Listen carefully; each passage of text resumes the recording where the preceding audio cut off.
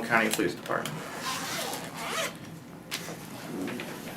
Tim, do you know why you're here? Yeah.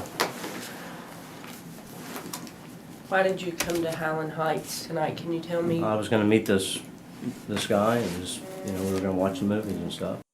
So here we have Timothy Kyne. Timothy has been picked up in one of these To Catch a Predator stings, where an adult is chatting with a child online and they arrange to meet them for sex, and then they're taken down by police.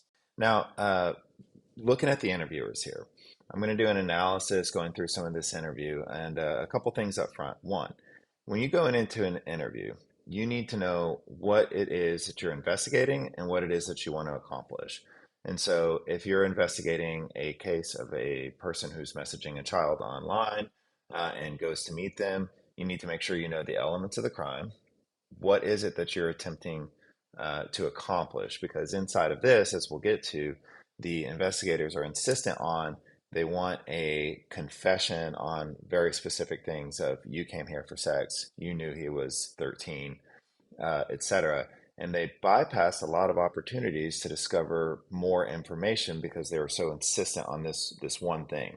So have a goal when you go in, know what you're there to accomplish. And I'm going to go through this interview and I'm going to point out some things that I think could have been done better, as well as point out some of Timothy's deceptive indicators that would be good to follow up on later. So let's get to it. Yeah. So tell me how that We evolved. just met online. I was actually going to be in the area anyways, and Okay. Who was that person? John, I can't remember his last name. So I want to do a quick pause here and just point out that I like the tone of voice that this female investigator is using here. It's gentle, it's soft, it's non-judgmental. This changes over the course of the interview, but this start right here is good in terms of the tone of voice. I might have done a couple other things before I got into even this part of it, but she's already gathering information and she appears friendly and like someone that you can talk to, and that's what you want. I'm sorry? John, I can't remember his last name. John? Okay. And was he, how old was he? I You know? 18, I think. I really don't know. 18. So I don't make nonverbals a focus of what I do. I think it's much more important to know what you're going to ask a person and to listen to and try to understand what the person tells you. But Timothy here, he uses a single left shoulder shrug and various points throughout. And this is an important question here where he does it, and I'll show it again in slow motion. But it's basically his body is moving asymmetrically, so only one side of his body is moving, which indicates that he's not super connected to this statement here. How old do you think he was? 18, I think. And you can look and we'll see that his left shoulder will pop up alone. 18, I think. So whether verbal or nonverbal, of course, there is no one universal indicator of deception. I will point out that a single left shoulder pop can be indicative of something you want to follow up on. And of course, it's interesting that at the pivotal issue of the person's age, that's where he's being deceptive. 18, I think, left shoulder pop. So let's move on. Okay. How'd you meet him? Online.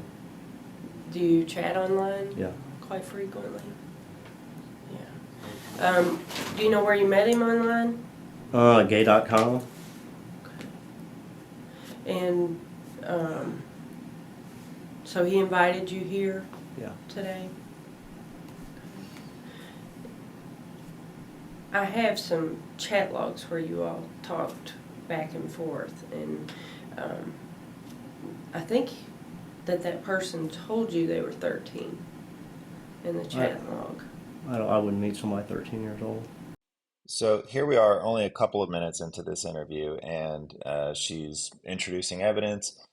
Part of me is okay with it. I get when someone's caught red-handed, there can be certain instances where, if they're just ready to talk, then let them say what they need to say. So she introduces it. I wouldn't have done it quite yet. I would have still been building rapport and kind of giving him an idea of why he should talk to me. People want a reason to talk to you in here, right? So it either needs to be, if they're deceptive, for example, they're going to talk to you because they want to improve their situation and they think maybe they can talk themselves out of it. or they want to know what you know. And so if you just let them know right away what you know, you're going to, you know, short circuit how much they want to talk to you. You always want there to be there's something we're going to get to. Hey, you know what? We need to talk about this issue. I've got some information for you. I'm sure you're going to want to hear it. Let me talk about this thing. So there's always something in the future.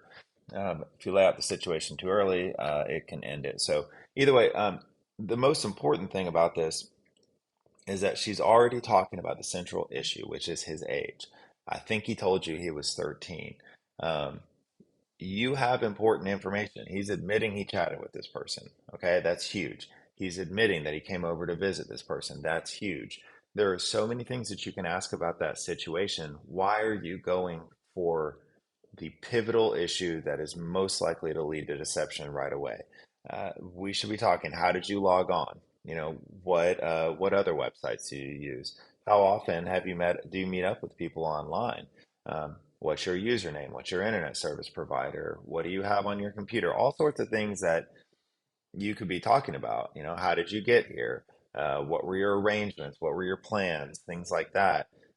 Instead of going right at the thing that is most likely to raise defenses. Okay. Now, we don't want to go around just provoking and raising defenses. We want to make our jobs as easy as possible. So I think she makes a mistake in bringing up his age too early here.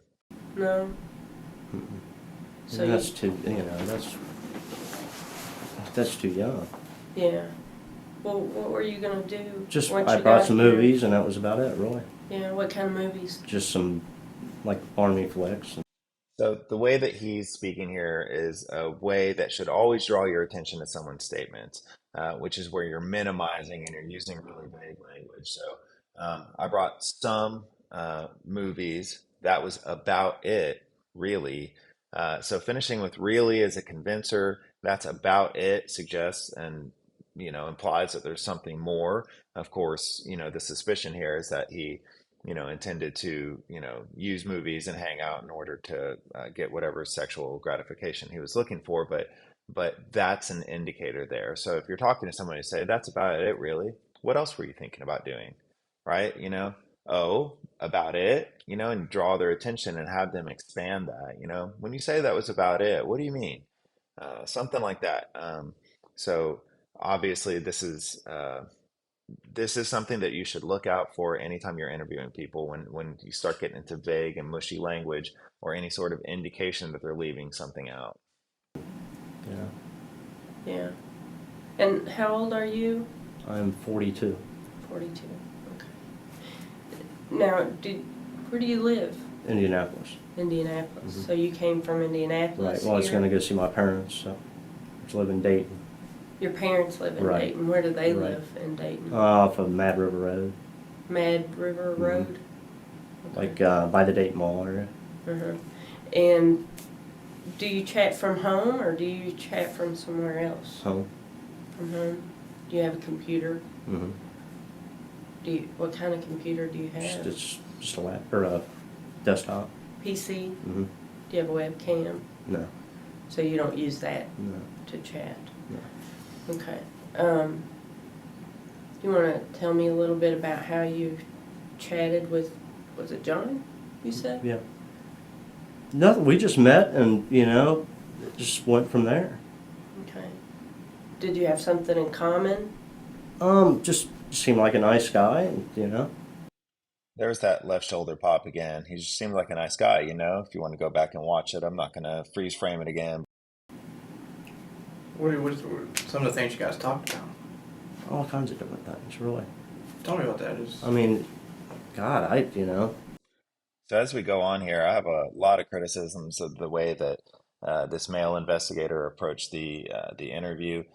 Here, he's doing something good, and I want to point it out. What kinds of things did you guys chat about? Oh, all kinds of things, really. Tell me about that. That's what you want. You want words.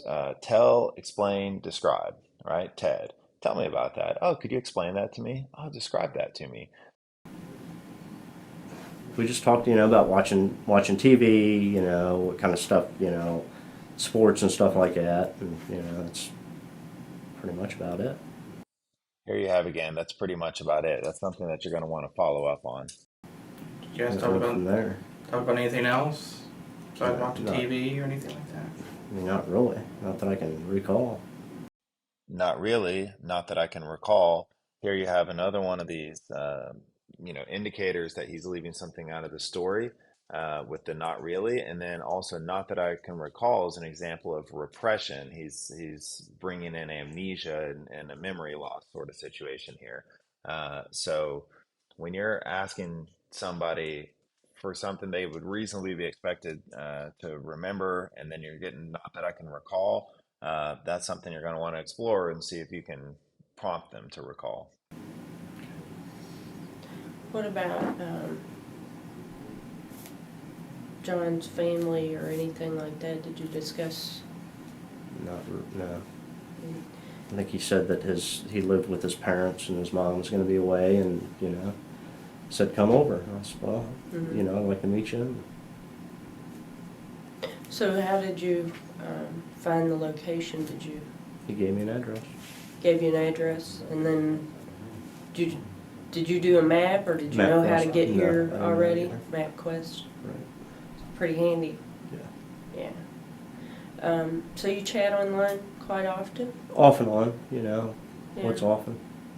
Do you tend to talk to a lot of people? Not really. I mean, if I find somebody interesting, I'll talk to them, and What kind of things do you chat about? just whatever, really. No, I really don't. I mean, Again, I want to point out stuff that I like here, and the female investigator, I really like her response. Not really, No, I really don't know. God, I don't know. I mean, just talk and go from there. Why do you use the chat? Is it a chat room that you go to? Yeah, I guess so. To meet people? Yeah. I'm not a chatter, so I don't really understand it. Can you help me understand why you use that medium Just to meet people. I mean, really. Okay. Is there a particular type of person you're looking for? Not really. Just, I mean, just not really. Here you have that left shoulder pop again. Is there a type of person you're looking for? Not really. Left shoulder pop, not really. So I suspect there is a type of person that he is looking for. Okay.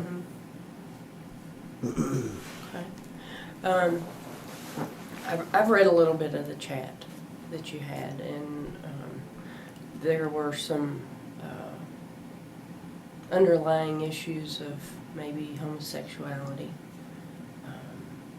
And was that maybe the reason for your contact with John? Could be. This is not the way I would have phrased the question. Some underlying issues of homosexuality. Don't really love the way she phrases it, but she does have him say, that his attraction to another male could be underpinning his reason for being out here. So, we're making some progress that, this may have a sexual component to it. So going forward, we're going to start moving around a little bit. There is some repetition here, so let's get to the next part. Is it 10? Yeah, that's fine. I had a little chance to read the chats too, okay? And, I think looking at the chats, I think there was something a little more was going to happen up here, okay? And, we've looked at it, we've read them, okay? There's a difference between someone who comes up here and, I'm not saying a mistake or anything. And there's a difference between somebody who actually goes out and looks for kids. So here the male investigator has begun an interrogation of sorts. He's saying there's something more going on. So we're getting into some accusatory kind of language. It's not a full-blown interrogation yet, but he's moving into it, and now he's doing this very clumsy alternative question. Now, the alternative question is a technique that's related to the read technique, and it has to do with, are you this terrible monster, or you're somebody who just made a mistake? You just made a mistake, didn't you? And it is a question that is designed to be used inside of an accusatorial interrogation if you're following along with the read technique or anything. Here he's starting this alternative question, and it's real clumsy. First of all, it's not time for it, and second of all, it's not artfully done. So let's see what else he does. Okay. You don't take me as a guy right now. For right now, you don't take me as a guy that goes out 6 little kids. No, Okay. You're not not that at guy. all. You're No. not that guy. no. But I No. think what happened is you met, what's his name again? I'm sorry. Online. You said it earlier. The guy John? you met, was it John? I don't know if that's. I don't know who it is now. I don't know anything Okay. anymore. You know, Well, I mean, the guy you were chatting online with gave you the address up here in Yes. Halifax. Okay. I think you guys both were thinking about something a little bit more. Okay. Would that be the truth? until I don't know. I mean, talking to somebody online and meeting somebody is, Well, you is totally different things. I Would mean, you- I'm always looking for friends. And, You know, if we can come out and talk about the truth here, okay? Because you came up here, the way you were talking, I think there was a little bit more. I can understand that, other than, if I give this to somebody else, I can just easily hand this to them and say, okay, this guy was out to find a 13-year-old or 14-year-old, whatever. They're going to think a lot worse. Obviously, the telephone needs to be unplugged immediately, but let's get into what this male investigator is doing here. Um, this is a very strange s- thing that he's saying, which is that, if I put this to the next guy, they're going to think you're out here looking around for 13 or 14-year-olds to have sex with or something. Um, he is like it's confusing. What are you talking about? Like you can't create an alternative. If it sounds like he's kind of continuing on with an alternative question, right? And that's an alternative is based on creating a binary choice of are you this big awful terrible thing or this thing that's not so bad and understandable. But you can't make the big awful terrible thing the thing that he's actually accused of, right? Because you know where do you go from there? So it's a little confusing. I think this guy's lost here when he's presenting that. But if we talk about what happened here, just the three of us, maybe we can figure this out, and maybe there's something a little different. And maybe you're not that guy that's out there looking for little kids or that. I'm not looking for. And you're little not. kids. And you're So here we start getting into some definitions, which we're going to get into just in this next clip here too. But so here he says, "I'm not out there looking for little kids." Just remember that as an investigator, you may look at a 13-year-old and say that's a little kid, so he's denying being interested in this person. But that's not the case. We need to know, how are you defining a little kid? I mean, is that prepubescent? Is that 3? Is that 4? Is 13-year-old a little kid? We need to define it all, and we'll see how important definition is in this next clip too. and I'm thinking probably we're gonna want a little bit more. Possibly something sexual. Okay. All right. Am I on the right track? No. I mean, I'm not looking. If that's what you're saying, that I came up here looking for sex from a kid. Well, you're So the definition of sex becomes a big issue in this interview, and the investigators never have him define it, and I think that it leads to confusion because the investigators, I believe, are including, oral sex and masturbation as a sort of sexual contact. And he is, I believe, after watching this interview, Timothy Kyne is including when he says, "I didn't come up here for sex," he's talking about anal sex. And he actually says it later in the interview where he lets slip out what his definition of sex is, but it's much, much later in the interview. So he's denying this one specific thing, which is when if he's defining sex as penis inside of an anus and he's denying that he came up here for sex, he's not necessarily denying that he came up here to engage in mutual masturbation or oral sex or something like that. So we need to have him define it because maybe he's telling the truth. Maybe he wouldn't have had anal sex with the kid or whatever it is, but he would have done this other thing. And if the other thing, which is going to be oral sex or mutual masturbation or whatever, if that's going to, establish the elements of your crime, then let's talk about those things. So this definitional component's coming up about maybe 10 minutes into the interview. I'm going to fast forward about 48 minutes into the interview, and I'll play you what he says. And it shows this definitional thing where if they had established it early on, they might not have been talking crosswise so much because it's clear that he is defining sex as being penis and anus, and he is not defining sex as, um, oral sex or mutual masturbation. So watch this. I came up here to meet a guy, okay, And be with and him. be with him, and go from there. Hopefully, find a boyfriend, watch movies, get to Have know sex. each other. If it maybe have Jack sex, off, give oral. maybe, but No, not the age no. thing. So there it is. He lays it out. I was going to do all of these things, which, at least in the state that I work in, would satisfy the elements of an aggravated sexual assault of a child, but not the anus thing. Okay, so when he's denying sex throughout this thing, he is inside of his mind, he's defining sex as penis and anus.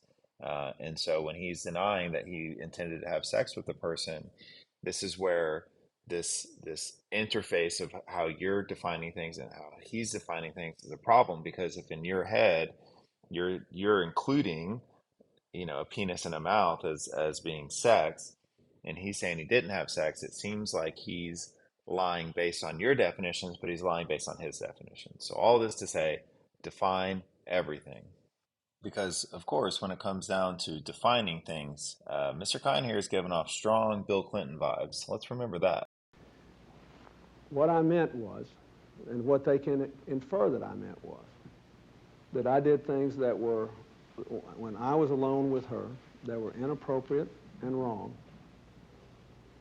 but that they did not include any activity that was within the definition of sexual relations that I was given. For to be with somebody, Yeah, have a good time. To meet somebody, have a good time, and have a good time as sex wise, or have a good time. Meet somebody and have a good time. Talk to them, get to know somebody. So it was a You know, possibility. not at that age, no.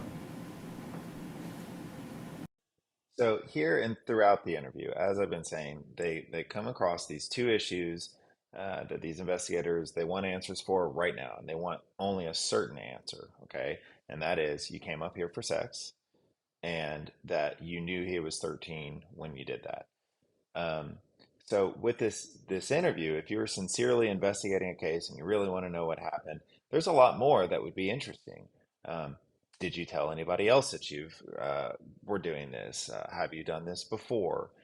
What steps did you take to prepare? How did you fantasize about this happening? Whatever. There's all sorts of stuff that you could talk about this guy with that's going to tie him further and further into this case and make this case rock solid. And you need to flow around it. So when he's putting up obstacles, he's saying, I'm not going to say I came up here for sex. I'm not going to say I knew he was 13. That's an obstacle. And what they try to do is they try to ram through the obstacle, but you got to flow around it.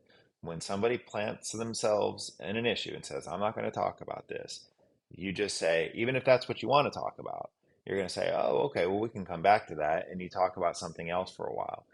And then once you go around it, a lot of times it's easier when you go back to the topic to get the answers that you think you're there for, as well as finding out all sorts of other surprising things. Conversations are surprising sometimes, and you find out things that make your case stronger that you never would have even thought about. So when you find the obstacle, flow around it, and we can talk about, what his fantasies are, how he planned for this, who else he talked to about it, whatever, and and then down the road, once he's already admitted to all these things, that's when you can come back and say, now obviously you knew he was 13 at the time, and let's talk about that. Once he's admitted to all these other parts of it, he's probably not going to resist that quite as much, and even if he still does and he never comes off of it, you are going to make your case so much stronger by exploring and talking to him about all these side issues. Do not get stuck on just one issue, okay? Flow around it, come back to it. So I want to touch on three more issues before we wrap this up, which is going to be um, one. I want to point out something that I think is definitely wrong. Some of what I'm telling you is my opinion on this, and so you can take that for what it's worth. But there is a moment in here where Timothy asks to use the bathroom, and it's not until almost an hour later that he's provided the bathroom. He's like, I really need to go. And there's moments in the interview, and I'll show you the clips here, where he's visibly uncomfortable. And first of all, if you're in an interview and the person needs to use the bathroom, just take them. I mean, if it takes a minute or two to gather your paperwork and set up the room so that you guys can leave, fine. But you should not be waiting an hour. I'll show these clips, and it'll show he's visibly uncomfortable, and I have to believe that a defense attorney is going to eat your lunch when he shows that you made his client sit and be visibly uncomfortable. So let's not do that. So that's one issue. Another is I want to talk about the the way that this interview was conducted, where it started off very slow and calming voices, and then it moves into some sort of direct but not wild accusations, and then it escalates into screaming and shouting and pointing. It drops back down where they're back exploring and interested, and then it's screaming and shouting and yelling, and then it's back down. Um, that's not what you want to do. You get the most information from an interview when you're doing some sort of rapport-based interviewing. You want to be cordial. You don't have to be the guy's best friend or anything, but you want to be cordial and appear. You want to gather this information from somebody, and you can't do it when you're yelling. If you've ever been on the other side of someone yelling at you, if you're in a relationship and you and your significant other are arguing, you're not in the most cooperative mood when you're being yelled at or when you're doing the yelling. Okay, so once you introduce yelling, which I recommend never doing, but for sure once you introduce it, it's almost impossible to reestablish that rapport, and I would say it's impossible to establish it quickly. And then finally, you always have to give somebody a reason to talk to you. Okay, so if you are not flowing around the issues and you only want to talk about the one or two things that you want to talk about, and he didn't want to talk about it, um, what is the purpose of the conversation? Okay, and so I'm going to show this video montage at the end here where he's pointing out, you only want me to say this one thing. You keep asking me this thing, and I keep telling you this, and you only want me to say this one thing. If that is the truth, it's not helpful. We want to have a reason to talk other than I just want you to confess to what I think you did and how you did it. Okay. There has to be a better reason to talk, or else they're not going to speak with you. Okay. So always give them a reason. I'll show that little clip and then we'll close out with some final thoughts. So let's start with the clips having to do with the bathroom coming up. Can I please use the bathroom? I'm going to pee my pants. Yeah, I cannot say that. You to want it to be up here? I'm You not- want it to be. I'm just stretching, Okay. please. Okay. I've really got to go to the bathroom Just bad. have a seat. We're almost done here. I don't know what you want me to say to you, and I'm not going to sit there and say something that's not true. Yeah. I did not. No. John, let's be honest with each other. I am. You know. Mr. Kyne, a few minutes to Can I please use the bathroom? think. We'll come back and get you in a few minutes. We'll take care of some paperwork. We'll check back in on you. I can't, though, use the bathroom? Just, you Tim? Yeah. I'll take you to the bathroom. As long as you're cool. Don't do Yeah, anything. Don't do anything stupid. Okay. Okay, so his first request for the bathroom in the recording was at 32:35 into the interview, and they finally took him to the bathroom about 37 minutes later at 1:09 and some change into the interview. Um, Again, if you're not meeting their biological needs, any defense attorney and rightfully any court is going to look at that, and they're going to take apart what you did there, because it's going to look cruel and unusual, and all of the stuff that you guys talked about in the middle there while you're ignoring his biological needs may come up for getting suppressed, if not the whole thing. And there was a lot that they developed during that time. Just if I put myself in a defense attorney's shoes, I'd probably look at that and I'd say, he wouldn't have said those things if he wasn't so terribly uncomfortable due to your actions. Okay, so never give up those easy points to a defense attorney to look at what you're doing there. Even if you're in the middle of a important conversation, if they ask for a bathroom, say absolutely, let's go to the bathroom, and get them there, and then come back, and hopefully you can pick up where you left off. But just realize if you're not picking up where you left off because you're not meeting those needs, you may not be making the progress you think you are once it gets suppressed in court.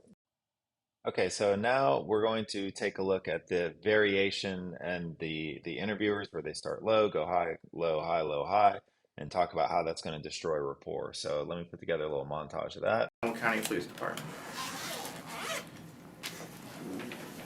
Tim, do you know why you're here? No. Why did you come to Highland Heights tonight? Can you tell me? I was gonna meet this guy and just, we were gonna watch the movies and stuff. Yeah. So tell me how that We evolved. just, If we can come out and talk about the truth here, okay? Because you came up here, the way you were talking, I think there was a little bit more. And when you came up here today, that's what you had on your mind.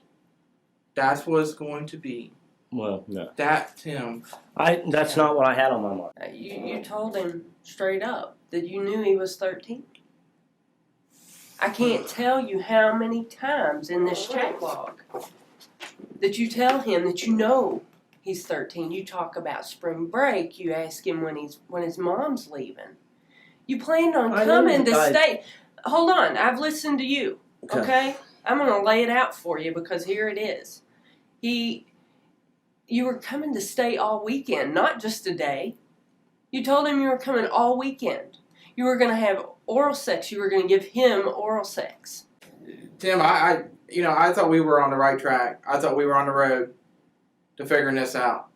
But all you're telling me is you weren't expecting anything. You were. No, I You wasn't. were. I was expecting to meet somebody. You were going to If spend all if we night, have all the weekend connection, long. go from there. All you had No. plans. You I had plans to meet somebody. You had sure. plans. No, you had plans to be with him all weekend long, all weekend long, and to be with him romantically, sexually, however you want to put it. That's what you were going to do. I've tried to understand, but every moment, every time I talk, every time we question answer, it's like you're stalling. What am I stalling for? I don't know. You know. You know, if we can't be honest with each other. I have been honest with you. No, Yes, I have. I told Tim, you why I came up here. Tim, That is the reason I came up here. Tim, I'm being straight up with you. Okay. If you want to look like a pedophile, that's fine. Nothing I can do about that. You would have hung out together. You would have Sorry. gotten to know each other. Not if I would have known that this You would have kid had was a 13 years old. relationship. You could have had a boyfriend. You could have had a relationship. I want you to tell me what you intended to do I when told you you. came here. I told you. I want you to tell me how you knew this person was underage. It's obvious in your chats that you knew this. You were going to protect them if nothing happened. And to How boot, you said if your mom kicks you out, you can come and live with me. So, were you exploring your homosexuality at that time? Actually, it was not. It was with a girl. It was with a My girl. first time, yes. He didn't have a car. He didn't have a driver's license. He couldn't meet you somewhere because he was 13 I didn't years put old. two and two together you that he knew was that. 13 years old. So I know a lot of you guys just listened to it, but I went through those and I put timestamps. Those were drawn sequentially and compressed together. But as you see, it starts low, becomes accusatory, it goes high, it stays high, it comes back down. Oh, tell me about that. Oh, okay, your first sexual experience, and then it goes high again. It just sounds like the worst relationship argument ever. It's like you kind of come to a resolution and then you go way up high and then you're yelling and you kind of get it back. You don't want to do this in the interview. You're gonna have your best results if the person likes or at least respects you, and that's gonna come from building rapport. Hey, I'm a reasonable person. I'm here to listen to you. I'm hearing what you're saying. I'm following up on what you're saying. There are times in some interviews where you might destroy rapport by moving into an accusatory interrogation. But you don't get that rapport back.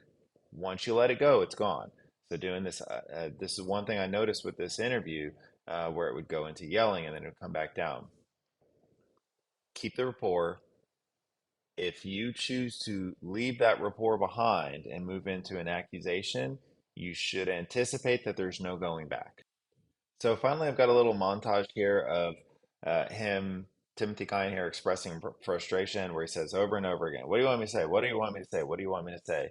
Um, a single one of these should be enough to say, "Okay, I'm stuck and I need to do something else." The fact that this came up time and time and time again means that they're not responding well to what this guy needs in order to talk with them about true things. Okay.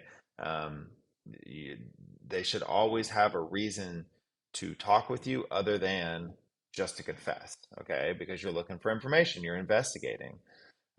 So when you get something like this, you should only need one. I've been And honest with and you. and, I I, don't know what you. and trust me, Tim. You know, I don't know what you want from me. I mean, Yeah, I'm I just answering wanna- all your questions. You're asking me to, I don't know what you I'm want. just trying to. What are you asking from me? You're asking me to say stuff that's not true. What do you want me to say to you? They're What do you gonna want me to say? That I can't. What do you really want me to say? I want you to tell me the truth. That is the truth. I don't know And what he just you want he me to wanted to tell go you. to things. I don't understand what you want me to tell you. You can't make me say that that was my intentions, because that's not what my intentions were. That's what you're insinuating. That's what you've been trying to get me to tell you. Okay, so we've covered a lot of ground in looking at this Timothy Kynes interview. I hope a couple key points that we're going to take away from this are this. Know what your purpose is going into the interview. What is it that I'm investigating? If this is a crime and if this person did it, what do I need to know from them? Um, Also understanding that if for whatever reason somehow I have an innocent person, making sure that you're going to give them a chance to explain themselves so that you can follow up on it. But if the person did it and they're being deceptive, what do I need to know from this person? Have a plan, know what you need to know. And then during the interview, if you come across these blocks, if you come across he's not going to admit that he's having sex, um, define what major terms are, such as sex, and if he senses that you only want to hear one thing from him, right? That he did it, or you only want a confession from him, that is a absolute conversation killer. He needs to have a reason to talk to you, and it needs to be a reason other than just so that you can confess. Okay, he's going to want he's willing to provide information, and he shows it at multiple points inside this interview, where he was willing to talk with the people, but they weren't willing to listen because they only wanted these two things, right? That you came here for sex, and you knew he was 13 years old. Um, so when you come across those obstacles, I understand that we want to know those things, but just realize that sometimes if you pass it up instead of fighting it right then and there, you come back, you can get those answers. And even if you never get those answers, if you deviate and you go gather other information, hear the other part of the story, um, you likely will have a better interview than if you just get stuck on the answer. Because it's one thing that happens when we get stuck is we get frustrated, and when we get frustrated, if we're just yelling at people, that is not useful. There's no point yelling at people. Um, Another key point from this interview is making sure that we provide bathroom breaks to people. If you're interviewing this person, you got to meet their biological needs. If you don't, then they're going to have a definite argument that this my client wouldn't have confessed if you had met his biological needs. He was so uncomfortable he didn't know what he was saying. Don't give them that point. Um, I certainly believe, based on what I'm seeing in this interview, that this guy, messaged who he thought was a 13-year-old boy and went over to meet him for the purposes of sex. Um, and you don't want to give point. This is a good case. You have a good case, and you're going to make a good case bad if you go around not meeting their biological needs. Give them water. Make sure they have bathroom breaks. You don't want to make it seem that you extracted this through constitutional violation kind of means. Okay, so that's where I'm going to leave this here. I think that hopefully pointed out a couple little indications of deception from him and follow up, and then also pointed out some areas that this interview could have been improved. And the reason that I do this is not to pick on these detectives. Okay, I have certainly had interviews that did not go the way that I wanted them to go, but it's that this is a common approach of this idea. I would argue that these detectives went in and they only wanted one thing. They wanted a confession on these very particular issues. And by only wanting the one thing, they didn't appreciate what they were getting from him, which is a lot of information. So have a plan, definitely meet people's biological needs.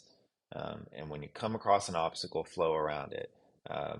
This is important work, okay? We do not need 42-year-old men driving to go meet children for sex, okay? And so uh, in order to investigate these cases the best that we can, we've got to bring our interview game up. We've got to appreciate the opportunities to gather information that may not be the exact piece of information we want right then. And we're going to do that by interviewing. Get that greeting, establish rapport, talk to them. Hey, why are we here today? And when, as explore side issues and understand all of the details that you can understand because these cases matter, and let's do them the right way. I'll see you on the next one.